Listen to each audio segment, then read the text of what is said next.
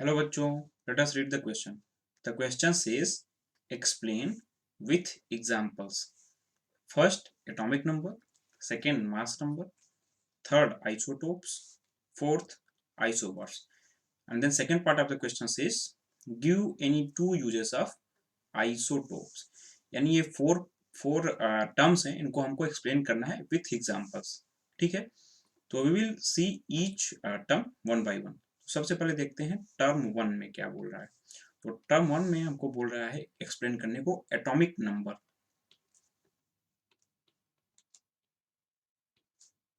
Atomic number क्या होते हैं कि नंबर ऑफ प्रोटॉन्स जो किसी एलिमेंट के एक एटम में प्रेजेंट होते हैं उसी को एटॉमिक नंबर कहा जाता है. यानी number of protons present in an atom of an element. किसी एलिमेंट के एक एटम में जितने नंबर ऑफ प्रोटॉन्स होते हैं उसी को एटॉमिक नंबर उसका कहा जाता है.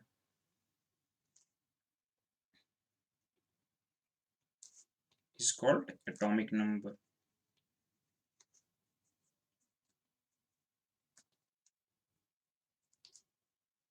एग्जाम्पल के तौर पे जैसे कार्बन में 6 प्रोटॉन्स होते हैं तो कार्बन का एटॉमिक नंबर कितना हो जाएगा?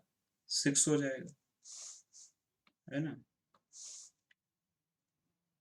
Carbon has 6 protons, so atomic number of carbon कितना हो जाएगा? 6, क्योंकि जितने नंबर ऑफ प्रोटॉन्स होंगे होता है वही एटॉमिक नंबर होता है. अब हम सेकंड पार्ट में देखते हैं कि हमको क्या एक्सप्लेन करना है. तो सेकंड पार्ट में हमको एक्सप्लेन करना है मास नंबर. अब मास नंबर क्या होता है? तो किसी भी एलिमेंट के किसी एक एटम में जो sum of number of protons और न्यूट्रॉन्स होता है उसी को मास नंबर कहते हैं. यानी sum of number of protons and neutrons is called mass number. The sum of number of protons and neutrons in an atom of an element. मतलब किसी एलिमेंट के एक एटम में जो sum of number of protons और neutrons होता है उसी को मास नंबर कहते हैं. In an atom of an element.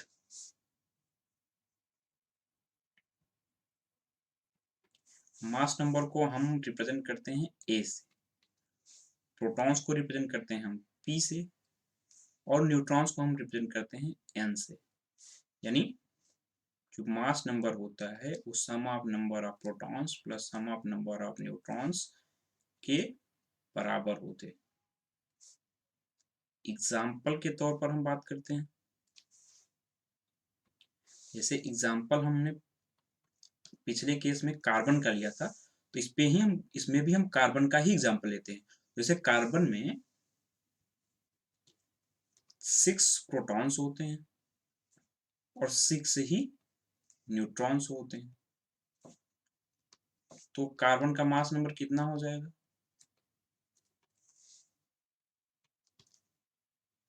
क्योंकि mass number sum of protons और sum of number of protons और न्यूट्रॉन्स के बराबर होता है. तो मास नंबर ऑफ कार्बन हो जाएगा 6 sum of number of protons plus sum of number of neutrons. यानी 6 + 6 इज इक्वल टू 12. यानी कार्बन का जो मास नंबर हो गया वो हो गया 12. ठीक है. थर्ड टर्म में हम देखते हैं कि हमको क्या एक्सप्लेन करना है. थर्ड टर्म में हमको जो थर्ड टर्म हमको दिया गया है एक्सप्लेन करने के लिए वो है आइसोटोप्स. ठीक है. अब आइसोटोप्स क्या होते हैं? तो actually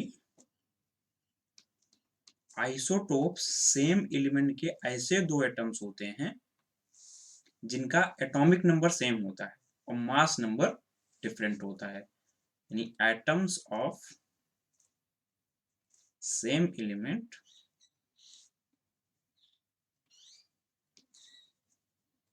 having same atomic number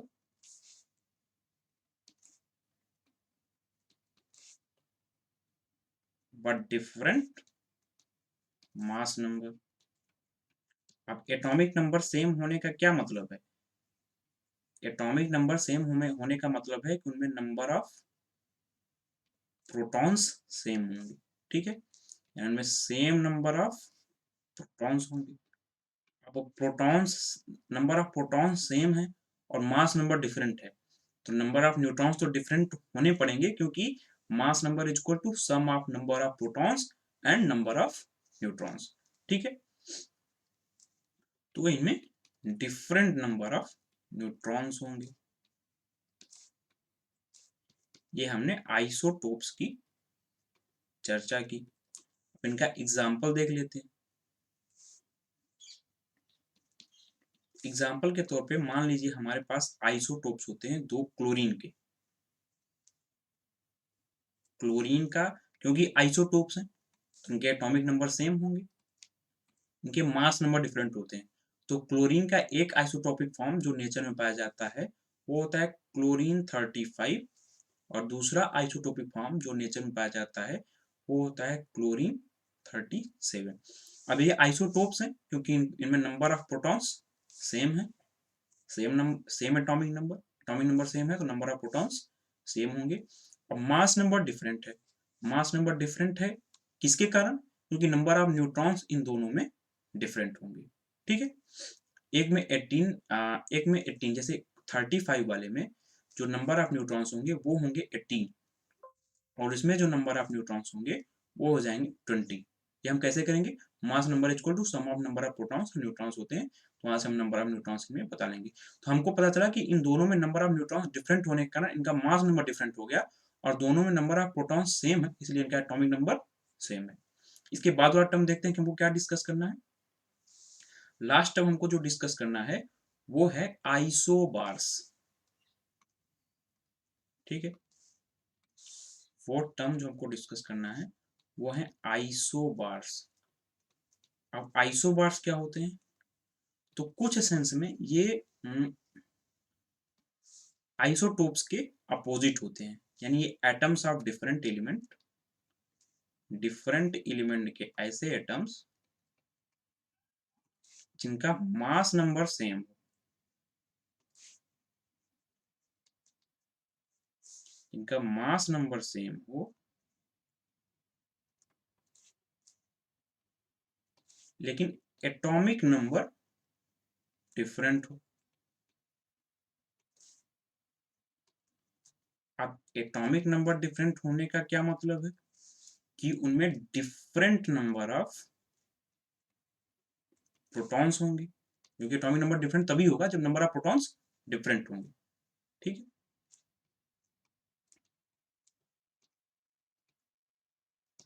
example के तौर पे देखें तो आइसोबार्स का एग्जाम्पल हमारे पास हो सकता है जैसे आर्गन एंड कैल्शियम।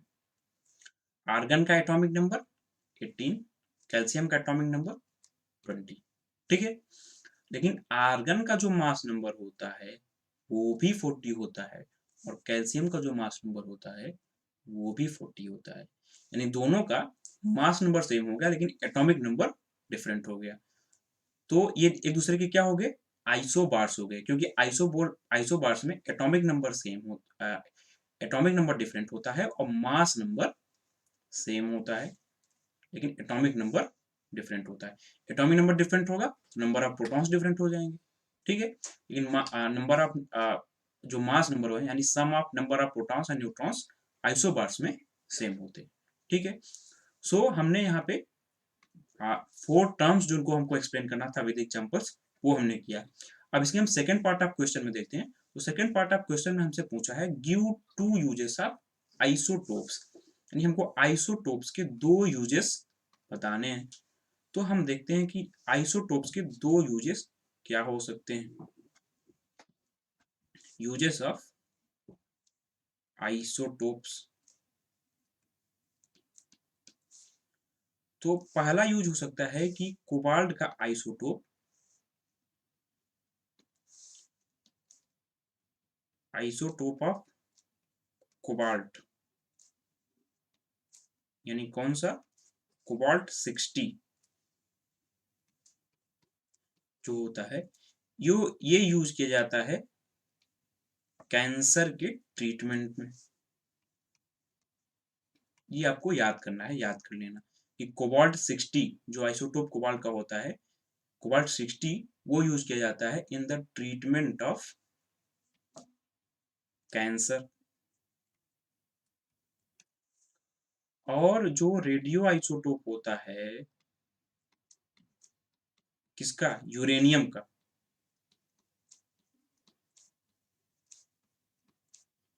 कौन सा, यूरेनियम 235, ये यूज किया जाता है न्यूक्लियर रिएक्टर्स में as fuel.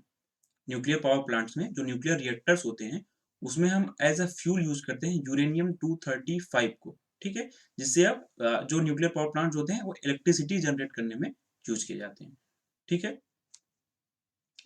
As fuel, sorry,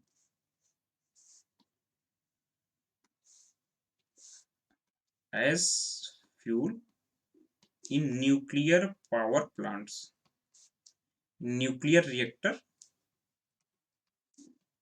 in nuclear power plants